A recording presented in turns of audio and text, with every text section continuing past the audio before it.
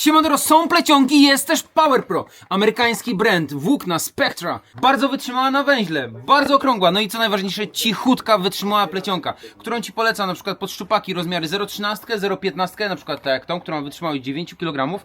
A jeżeli szukasz bardzo uniwersalnej plecionki pod okonia, na przykład troszkę większego, 0,10 robi robotę. A my kolory żółty, High-Vis oraz Moss Green, zielony. Rewelacyjna plecionka, wbij na Fatfisha i poszukuj. Power Pro na różne rodzaje, różne kolory, różne średnice.